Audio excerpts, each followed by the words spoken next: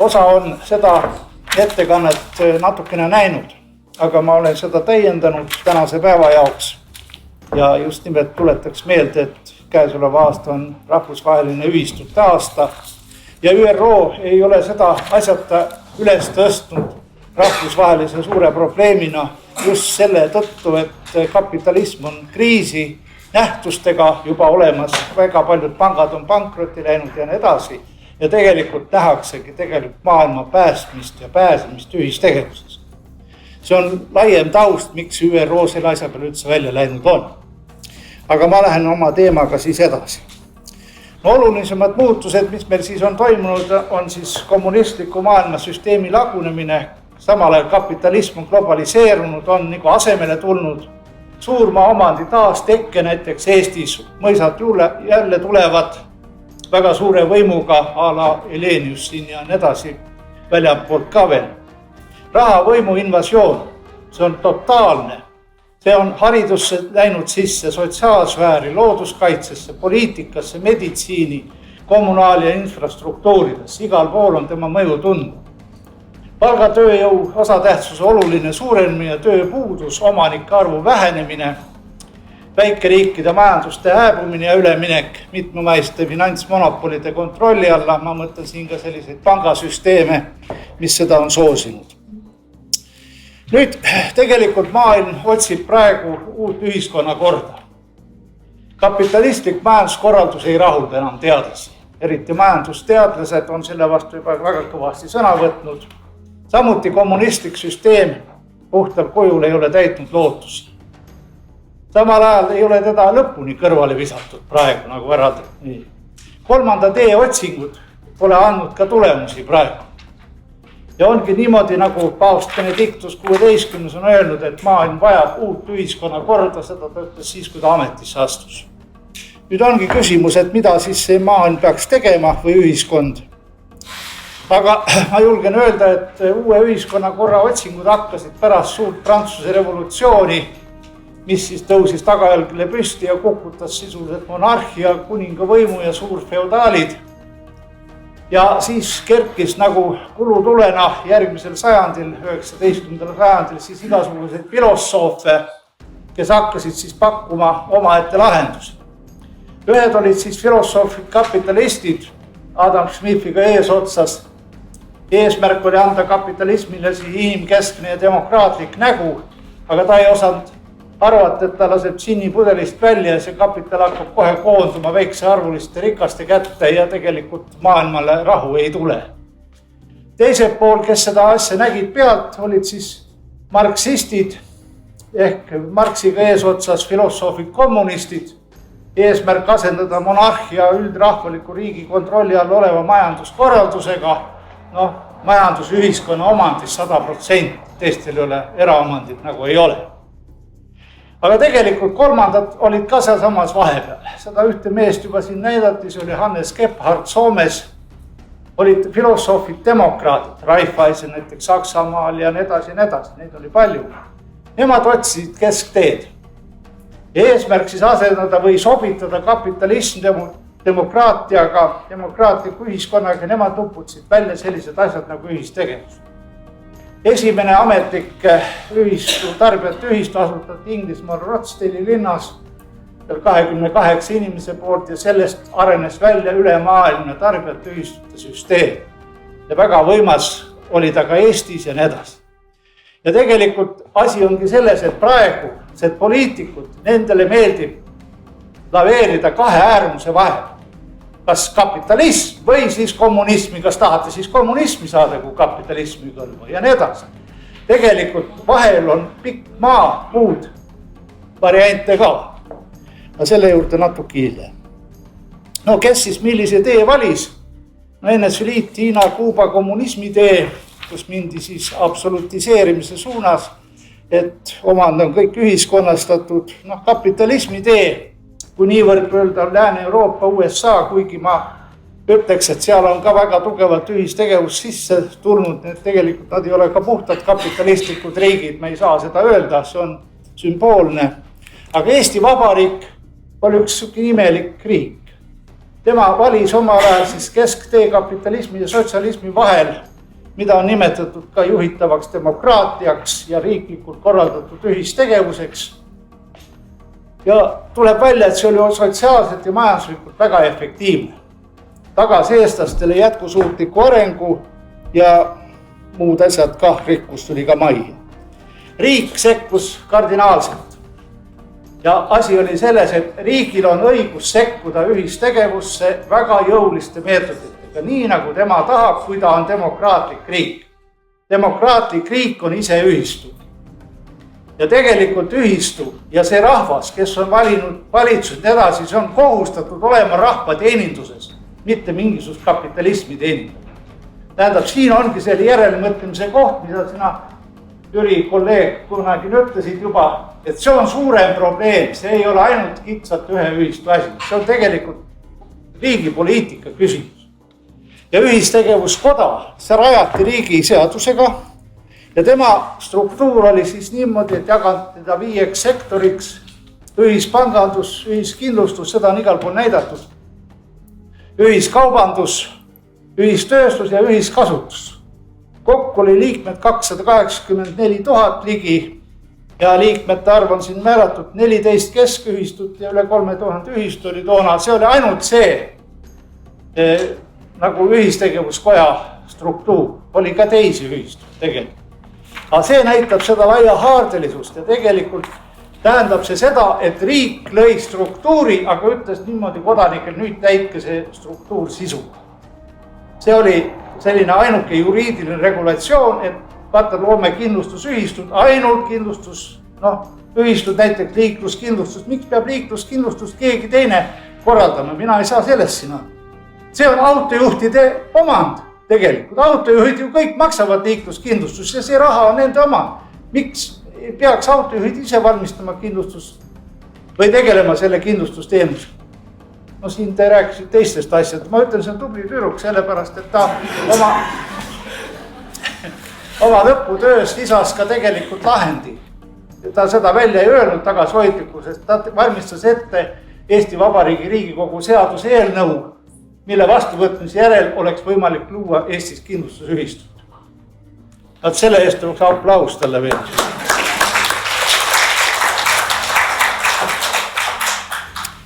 No ühistegevus osatähtsus Eesti majanduses 39 oli üsna suur juba, siin on need protsendid näidatud, panganduses oli näiteks üle poole, oli juba hoiustest juba seal ja edasi, piimanduse ühistuses võis oli 98% ja edasi. Muuseas piirituse tehased kuulusid ka kõik ühistutele toona ja viinatehased, nii et sellest ei olnud mingi imelikku. Kindlustusest oli ka pool juba toona. Ja asjad toimisid, aga see oli ka struktuur, mis töötas nagu riigi teadmisele ja riigi korraldus. No teine maailmasõda, seal tekkis siis ühiskonnas suhteline tasakaal kapitalismi ja kommunismi vahel. Teatavasti kapitalistid olid Hitleri selja taga ja siis Stalin püüdis siis ise maailma seal jagada veel ja siis tuli Gorbatšovi glasnost ja perestroika. Või hea sõber Hugo Iibus näeb neid asju nagu omamoodi natukene, aga nii et jah, aga sellele järgnes meeletu osta, see on üks kapitalismile omane meeletu äritegevus, kõik peavad nagu kasumit saama ja tegelikult kapitalistlik majandus raiskab, kui me tahame loodus ja muid ressursse õudsalt. Ta on täitsa valimatu sellise äris, pumpatakse kõik sisse, vii oma korras külmkapp kohe prügimäele ja osta kohe uus ja nii edasi, need telekas samuti. Tegelikult see telekas võib-olla töötaks mul 10 aastat veel, aga näed, ma ikka viin ära, mood on veel selline. Ja asi on selles, et ühe võit on teise surm, kapitalismis ei võida kõik. Loomulikult, ameeriklane pidi ka ükskord rikas olema, siis kui ära sureb. Meediavahenditega ilustatakse tegelikult olukorda. Vaadake meie meediakanalis, see ei räägi asjadest tegelikult. Tema ammu on mingisugune show ja mängud ja tantsud ja ma ei tea, mis need on, laulusaated ja selle uinutatakse rahvas ära juba. Et ärge mõelge selle peale, vaata kui show käib ja pidu, pillerkaar taevani. Maapiirkonnad on suurfirmade kontrolli all juba. Nii et tulevad uuesti mõisad tagasi meile. Ja mul on vist kuskil need arvud ka, kui palju meie majandusest on läinud juba ära. No väikese valla sündroom. Mul on väga hea meel, et siin räägitakse ka valdade ühinemisest ja meie Viljandimaal proovime ka 4 valda kokku panna praegu ümber Viljandi linnaga. Ainuke, kes ei taha meiega ühineda, on Viljandi linn. Noh, ei tea, eks ta jääb sinna üheks saareks meie keskele ulpima, eks vaata, mis sest saab. Aga väikses ühistus või väikeses kohalikus omavalitsuses on üks pomo dikteerib sisuliselt kogu elu. Kujutage ette, kui ühel mehel on kuskil 12 000 hektarit maad, seal vallas on kokku võib-olla 15 000 hektarit haritavat maad, siis on selge, kes tegelikult ütleb, kes on volikogus ja kes, kus, mis. Nii edasi, nii et see on rahavõimu invasioon ka põllumajanduse maaellu. Noh, võib küsida, kas meie kogu rahvusliku kapitali müümine väliskapitali oli üldse õige või on õige, et meil on läinud väga palju juba käest ära. Noh, jah, pankades kindlustusseltsidest on küllalt juttu tehtud siin. Muidugi Iibus näeb jälle omamoodi, kui tema siis sellest Ansupangast välja tuleb, et mis tas järgi on jäänud. Püksid ka jalast nagu ära võetud. Noh, meil on väga palju need marionettnukke siin, kes on tegelikult tehas Eestil elu. Tähendab Eesti oma või Eesti Saku õlu või nii edasi, see tähendab, ta on Saku omad, Eestis on omastav kääne eesti keeles, mis näitab, kas omandussuhe, kuidas paigas on. Aga meil on kõik võetud nagu välismaalastel oma kätte, öeldakse, näed, see on Eesti õlu või lelu või. Ja direktoriks pannakse meie marionett siis sinna ette tavaliselt, kes eesti keelt räägib, sellega jälle hoitakse asi nagu sordiini all ja aga väljapoolt kuskilt ülevalt liigutatakse nuppe. No selge, üle 60% mõnikord andmetel isegi 85% majandusest kuulub Eestis praegu väliskapitalile või tema osalusele. Eestis viiakse välja aastas 2-5 miljardit eurot aastas juba puhtana, kas kasumite või teenustena või mis tahes teiste variantidena. 30% põllumajandusest kuulub täiesti välismaalastele juba.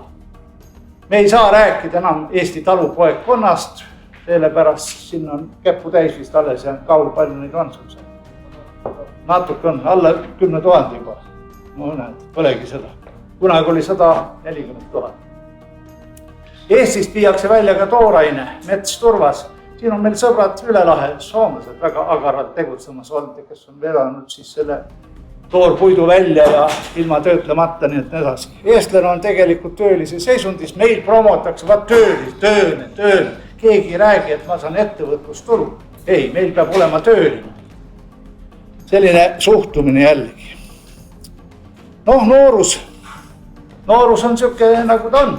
Tema istub siis mätta otsas maas ja vaatab, kuhu poole siis sättida ennast. Küladest, noh nii nagu minagi elan, ma ütlen, et vanad viiakse surnuaiale, noored lähevad ära ja Eesti külad hääbuvad praegu väga kiiresti.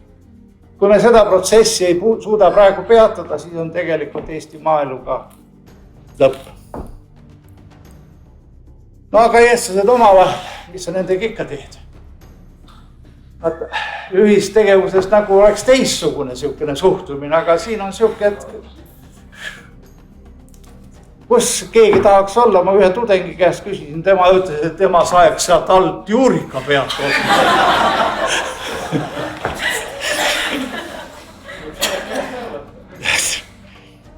Noh, Eesti vajab põhimõtteliselt luutust, Nokiaga on ka nii nagu ta on juba, aga kas sest asja nüüd saab? Tänapäeva ühiskond läheb nüüd natuke tõsisemaks. Kapitalism on sügavas kriisis ja siin on välja toodud sellised korüfeesid, kes on seda kõik öelnud. Ja neid on väga palju, väga suur rida maailma juhtivad majandusteadlased. On öeldud niimoodi, tänapäeval praktiseeritav kapitalism on inimarengu hälve, millel pole tulevikku. Seda on öelnud Francis Fukuyama, jaapanlane, professor Paul Hawken.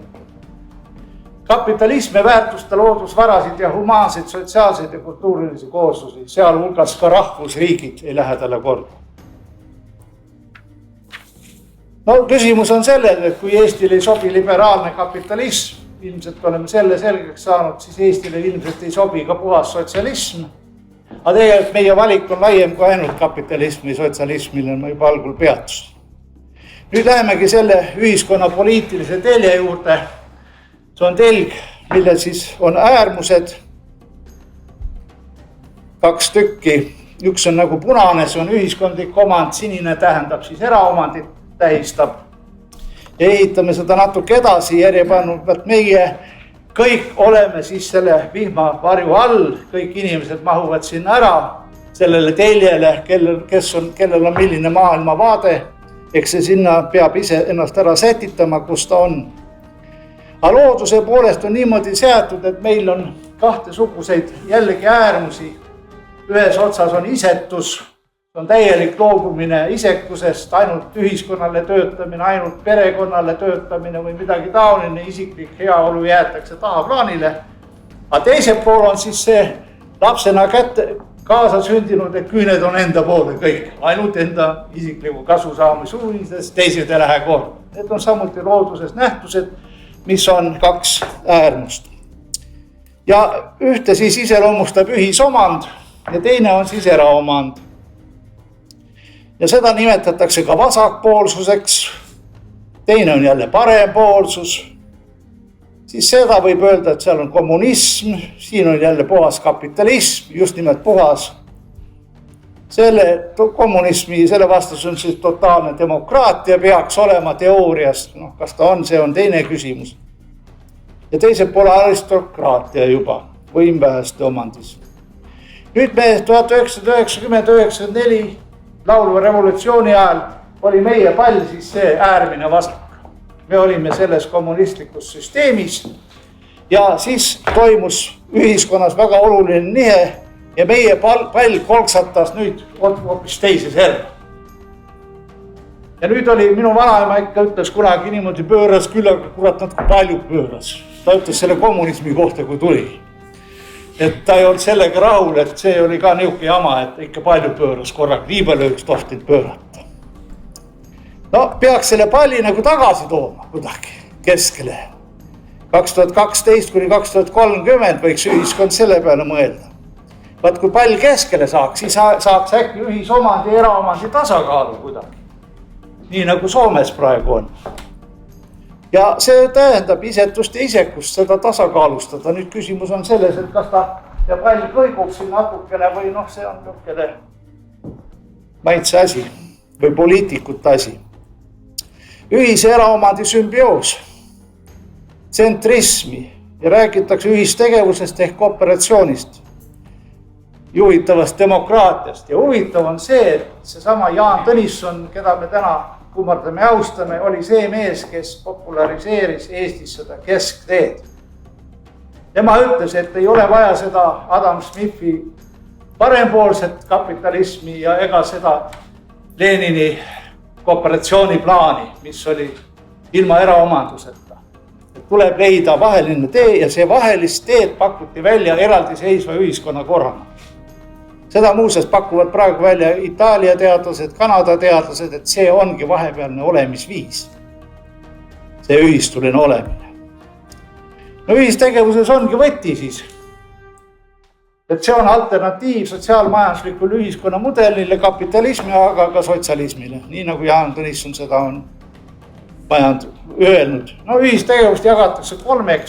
Üks on majanduslik, teine on sotsiaalne ja 3. on ka poliitiline. Ega erakondade koostöö Riigikogus peaks olema ka ühistegelik, ühistegevusele suunatud rahva tahe, mida nad realiseerivad. No põhjused ühistegevusele üleminekuks, fakt see, et täna on nimetatud juba kasvab ühiskonna sidusus väga võimsalt. Inimesed on kaasomanikud, kaasvastutus tekib, erahuvid realiseeritakse ühishuvide kaudu.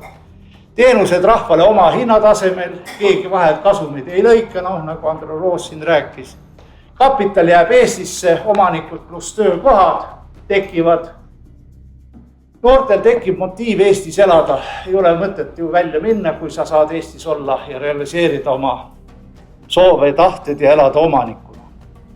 Ja huvitav on see, et praegu meil toonitatakse hirmsasti SKP-d, see on sisemajanduse koguprodukt. aga tegelikult võiks vahel võtta rehkenduse alla ka RKP ehk rahvusliku koguprodukti. Vahe on selles, SKP hulka läheb ka väliskapitali poolt välja viidav raha ja kogu see toodang, aga RKP puhul lahutatakse see maha, jääb järgi ainult eestlaste poolt toodetud, Eesti kodanike oma. Ja ma ei tea, seda vist kardetakse välja tuua, neid arvutusi, ma arvan, et käärid on kohutavad. Aga võt, see ongi nii, aga ühistegevuse kaudu saavad väikesed ka suurteks. Ühistu on selline, mis liidab väiksed kokku, aga kokku tuleb üks suur.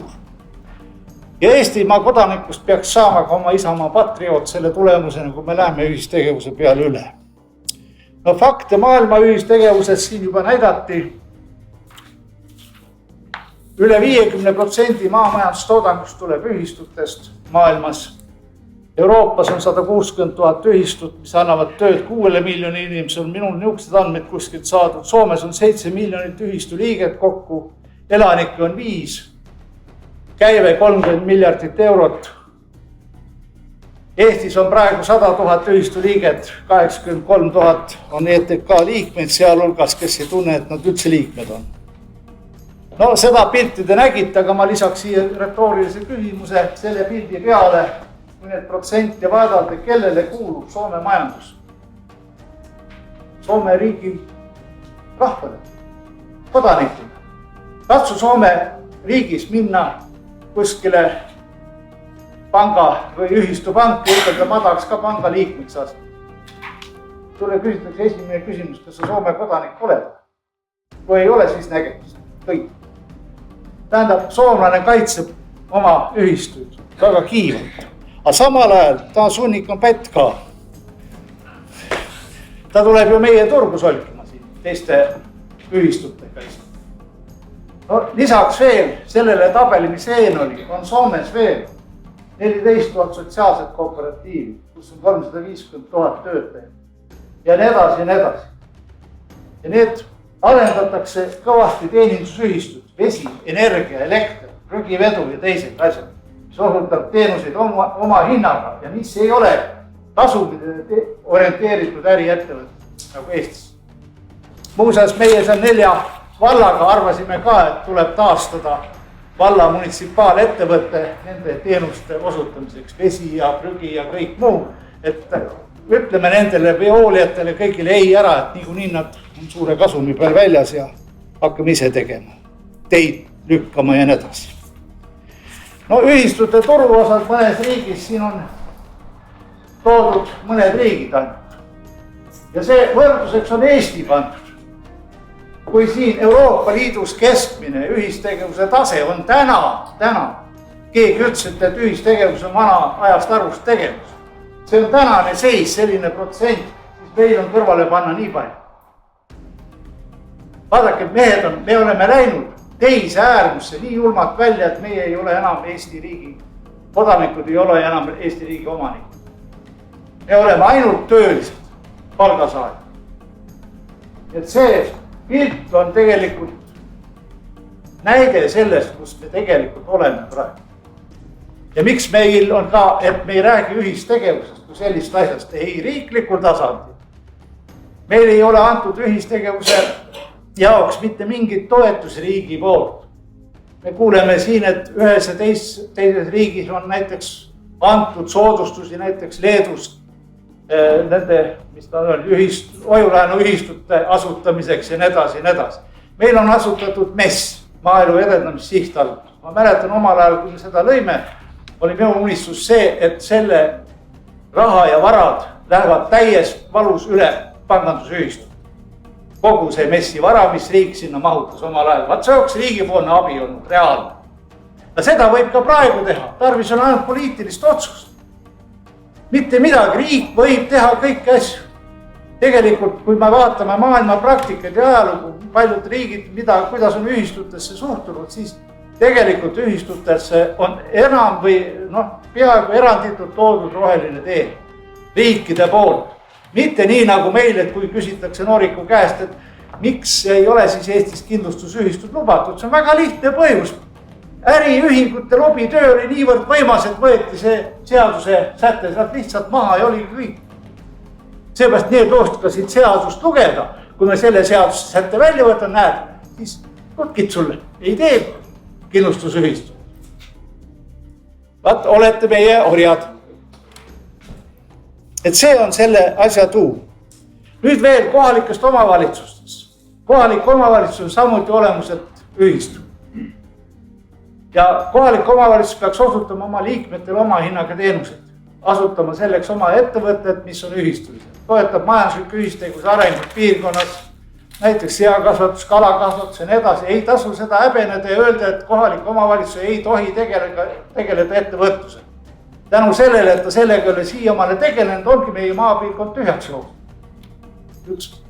Üks mõte sellest, et ta ei arenda väike ettevõtlust, ei soodusta väikeste ühinemist ühistutes ja nii edasi. Korra segan nii palju vahele juristina ütlen, et Soomes on olemas avalik-õiguslikud ühistud.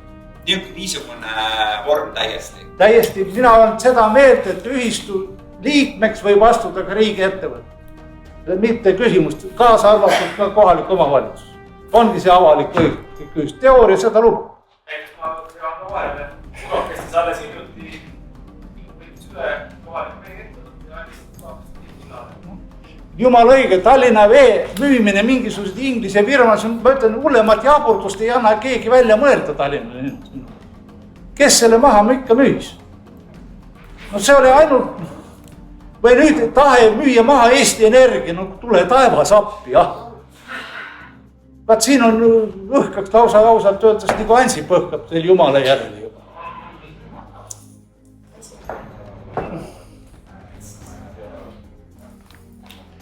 Muidugi fakt on see, et paugu pealt me ühistulitele üle minna ei saa. Olgem ausad, küsimus on selles, kui me näiteks ütleme, et homsest päevast võtame kõik oma raha SEB-pangast ja Swedbankist ja kuskilt mujalt veel välja ja viime Tartu Ojulaenu ühistusse. Ja järsku me teemegi, hoidke selle eest. Tähendab, asi on selles, et Swedbankis on deposiidis ainult Eesti pangas on 5%. 95% on välja laenatud raha. Nüüd, kui sa võtad selle raha pangalt ära, siis pank on pankrotis paugu pealt. Vaat seda me ka ei taha, et tegelikult pank hakkas karjuma siin, et no nüüd on lõpp. Aga seda tuleb teha tasakesi. Kasvatada pidevalt seda ühistu turuosa, ühistu panga turuosa. Ja niimoodi ka teistes asi, näiteks arsti abi, päästeteenistus, need võiksid raudselt olla ühistulised. Juba praegu räägitakse vabatahtlik tuletõrje ja nii edasi. Me külas räägime ka, et nii majasid põletatakse, aga no, võiks üks pritsimeest autoga meie kuuri all olla kuskil, aga no seda ei saa riik mitte ära anda jälle. No, peab õpetust andma ja nii edasi, kõik on muidu bürokraatika seal. No kommunaalteenused ja energia mujal maailmas on reeglina nad ühistulised ja on kommunaalettevõtted siis nagu kohalike omavalitsuste kontrolli. Vesi, kanalisatsioon, jäätmed, ühistransport, elekter, soojus, gaas, kütused ja nii edasi. See asjaolu, et Eesti Energia praegu on äriühing, mis tegelikult maksustab meie kodanikke kaudselt suurte maksudega.